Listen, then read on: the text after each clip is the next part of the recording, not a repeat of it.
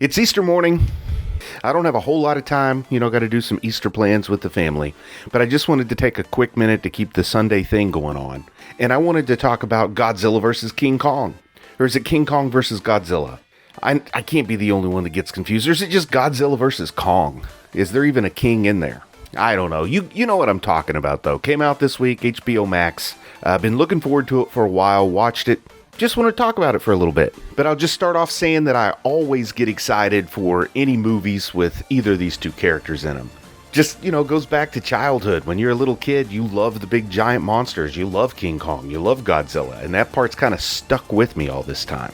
And I always know, there's going to be a pretty good chance of disappointment going all the way back as far as I can remember. There's a good chance of disappointment. But so what? I don't let that get in my way. I want to see these monsters on screen. And I think part of the reason I always get excited for it is that I really enjoy the kaiju effects, the monster effects, the kind of special effects in these movies, whether they're good or they're bad. I still enjoy them either way. In fact, sometimes I might enjoy the quote, bad effects even better than the good ones. I love a guy in a suit, like the traditional Toho way of making Godzilla movies. You put a guy in a rubber suit, he stomps around on models and toy cars. I love that. I mean, I get a ton of joy, nostalgia, fun. It just has a cool look to it, I guess I've been trained to be familiar with and like. I also like when they used to use stop motion. The stop motion effects in the original King Kong always were enjoyable to me as a kid. I always liked the claymation specials on TV. I like stop motion effects. I like the effects in Clash of the Titans, the Harryhausen effects, Jason and the Argonauts. I'm a big fan of stop motion special effects for creatures. And I even like the old style practical effects. Like you've got this gigantic model of a hand, like Kong's hand, that an actor can climb into and it looks like they're being held and all you see is the hand. I even love those like corny old school Hollywood special effects. I just kind of enjoy that stuff. It's fun to me. I don't have to be fooled and think it's real to enjoy it. Now I've seen at least 3 King Kong movies. They're just called King Kong. I've seen the original old 1930-something movie. I've seen the one from like the late 70s, early 80s that had, I think maybe it had Jeff Bridges or somebody in it. I can't even remember now, but I've seen that one. That's actually the first King Kong I probably saw like as a kid. And I've seen the Peter Jackson King Kong. I think most people have seen that very long movie. All 3 of, well, not the original. The original satisfied pretty much across the board, I think. But most of the ones that have come after that have disappointed people a little bit. I've also seen Skull Island, and, I saw some sort of random King Kong movie on a Sunday morning on TV back in the 80s that I think had like a Mechagodzilla in it, like a King Kong equivalent of Mechagodzilla. I don't know what that movie was called. I saw it a couple of times as a kid, like it must have just been in a rotation on a local channel or something. So I don't remember much about that one. I feel like I remember King Kong on a giant boat in that one too. Now I've seen several Godzilla movies, and a lot of that was just flipping the channels and the dubbed version was on. And, I thought a lot of those were in black and white that I've later come to realize were actually in color because we had a black and white TV then. So I just thought anything kind of old was probably in black and white. And then more recently, like last year when we were all staying home, because of the whole public health issue, I had the credentials to one of my friend's Criterion streaming accounts, and I watched a whole bunch of the Godzilla movies with subtitles and, saw them in living color, so to speak. So those were really nice.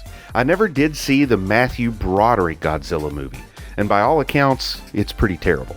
But I guess I don't have much of an opinion on that one because I haven't seen it. And I don't think I've ever seen the original Godzilla versus King Kong or King Kong versus Godzilla, whatever it was called. Of course, I've seen, clips of it around. And it's kind of cool. Guy in a gorilla suit fighting a guy in a Godzilla suit. And it looks like it had a whole lot of like cheesy charm, but I've never seen that one. Maybe I need to seek it out and see that. But this is the first Godzilla versus Kong movie I've ever seen. Might be the last one I ever get to see. Doubtful, but you never know.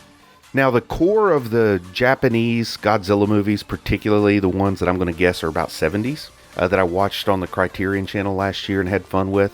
I mean, a lot of the fun with those movies are their own limitations. So they're fun because of their limitations, not despite their limitations. There's one of the movies, Godzilla goes up on his tail. Obviously, it's like on wheels or on tracks or something, and just like a flying jump kick towards Megadon or whoever he's fighting. And that stuff is so fun. I mean, you look at it and it's so cheesy, but you wouldn't want it any other way. And if the newer movies are bad, they're bad in a way that's not as fun, or at least the bad parts of the newer movies are bad in a way that's just not fun. So I think that's why there's always going to be some charm for those older Godzilla movies in particular. You know, the effects now are much more impressive. The kaiju effects, the creature effects, the monster effects, call them what you will. Much more impressive, but it's almost like the bigger budget is more of a limitation suddenly. Because they can make such good monster effects that's what they want to do, but it's also expensive, so maybe you get less monster in some of the movies. I'm just speculating there. But sometimes I feel like the bigger budget will turn in a less satisfying movie sometimes. I mean, I'm not the only person to think of that, right? Now, I've only been lukewarm on the previous two Godzilla movies in this current incarnation. You know, Godzilla, and then I think it was Godzilla King of the Monsters, whatever those were called. I've been lukewarm on those. Didn't hate them, didn't love them, just kind of lukewarm. Now, I really did like Skull Island. Kong Skull Island, I think was the full name. I actually had a lot of fun with that. Saw it in the theater. Also have ridden the ride, the Skull Island ride at Universal a couple of times. And it's fun. And you got this gigantic, what I'll call pretty much life-size animatronic of Kong's face on that ride. So it's hard for me to separate how much I like the ride from how much I like the movie. But that was my favorite out of the three movies, I guess you would call in this franchise leading up to this one. Definitely my favorite of the three was Skull Island. And I've been looking forward to this Kong versus Godzilla, Godzilla versus Kong, ever since the end credits, I think, of Skull Island, where they revealed, you know, some cave drawings and other kaiju were going to come into the mix. So I've been looking forward to this for a long time, and what's it been delayed about a year now. So I'm super eager to see it when it came out. Now, I'm going to go ahead and say, on the record, from my point of view, and I bet there's a lot of people that agree. I mean, let me know if you agree or disagree. But I feel like the human element of any kaiju movie, well, I just feel like it's meaningless to me. I don't really care so much about what the humans are up to and what's going on in that regard. I want to see the monsters breaking stuff and fighting stuff. So I'm not going to judge the human element of this Kong versus Godzilla, Godzilla versus Kong, any more harshly than I would on any of the others, because I just know up front I'm not interested in that. Pretty meaningless to me. I want to get to the fun of the movie, to the spectacle. Except Jet Jaguar. You know, that Godzilla movie with Jet Jaguar, the human side of that movie actually is pretty fun because they built Jet Jaguar, but I don't think we're going to get something as artistically pleasing as Jet Jaguar in this current incarnation of Godzilla movies. But this movie, Godzilla vs. Kong, it actually had some fun with the human characters. I was impressed. We've got this paranoid podcaster, and you know, given my own history of podcasting and potential paranoia at times, I thought that character was a whole lot of fun. I enjoyed that.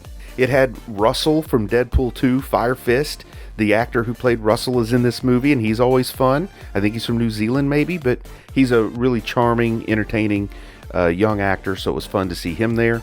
There's this evil corporate guy, and they do the evil corporate guy over-the-top mustache twirling, and that works in a movie like this. You don't really go to see Godzilla vs. Kong for subtlety, do you? So I like that. Now, a lot of stuff in the movie did seem ridiculous, but I just say, so what? It's Godzilla vs. King Kong. You expect it to be ridiculous, right? Like the whole Hollow Earth thing, I don't find that interesting, entertaining. I don't know why that's the direction they decided to lean into for the supernatural element of these movies. Like everything that's done in Hollow Earth could have just been done on Skull Island or done on some other remote island or something like that. But I guess they really wanted to add that element. Somebody seemed to care a lot about it, and it's there, and just not a Hollow Earth fan. Are there people who are Hollow Earth fans? I don't know. Spoilers now.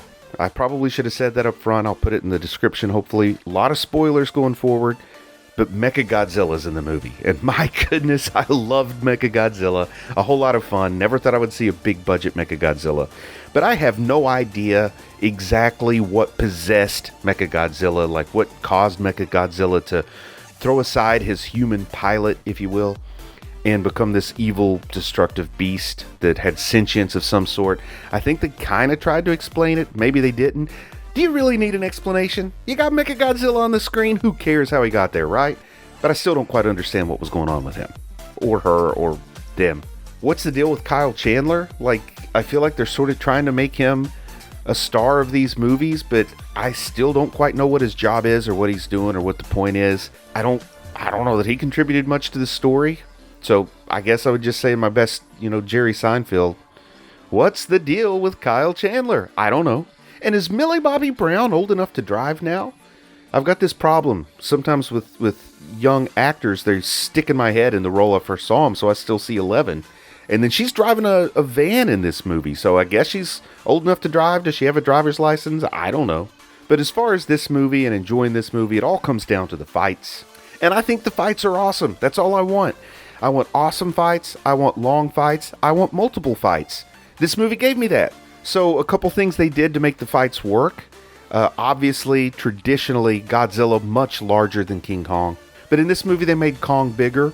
And as I said before, there's spoilers here, but they made Kong bigger, so he's actually looks a little bit bigger than Godzilla. Because, Kong is really outmatched in their original incarnations when it comes to Godzilla. And they gave him a little power-up, like this nuclear-charged homemade axe from the Hollow Earth. Smart move, giving him that power-up so you get a good, evenly matched fight instead of something one-sided or unbelievable or depending too much on Deus Ex Machina or something like that. So that worked.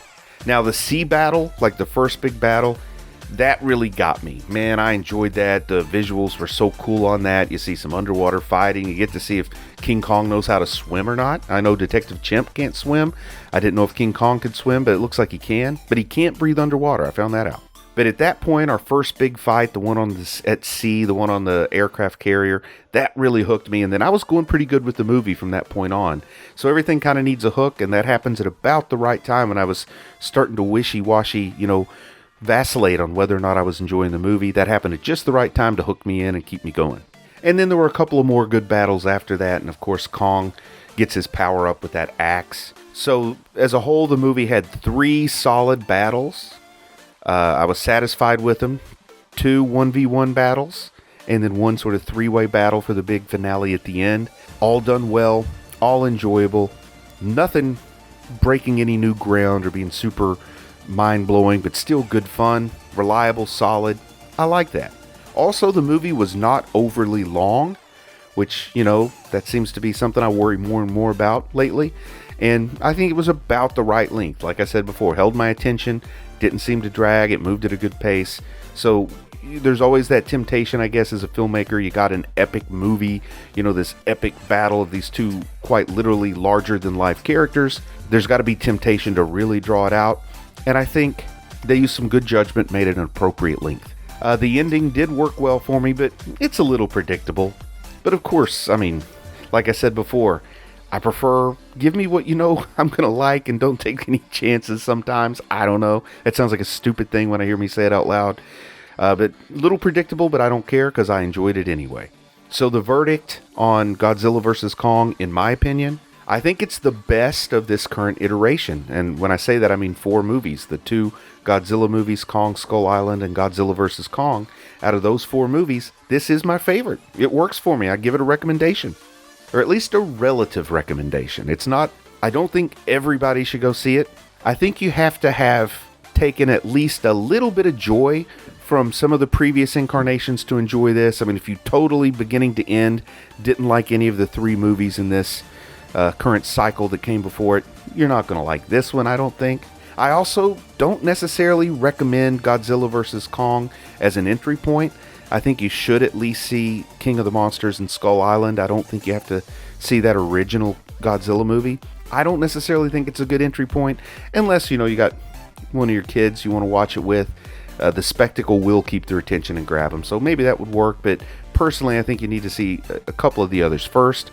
But if you enjoyed a little bit of anything from those first ones, if you were able to draw a little bit of joy from any of them, and you didn't just go away feeling absolutely 100% critical about those movies, and you weren't just entirely disappointed, you'll get some joy in this one. If you absolutely have hated the first 2 Godzilla movies, you didn't enjoy Kong Skull Island, I don't even know why you would consider watching this one, but that's my recommendation. I think it's the best of the lot, but I think you do have to find that you've enjoyed at least parts of the previous movies to enjoy this one. But I think it's worth seeing. Of course, having said that, there's still room for improvement. It's not a perfect film by any means. I think they could have done it better, but they certainly could have done it worse, and I'm happy that we got something that I was able to enjoy on an afternoon. I think this movie, Godzilla vs. Kong, is a nice watch for a lazy weekend afternoon.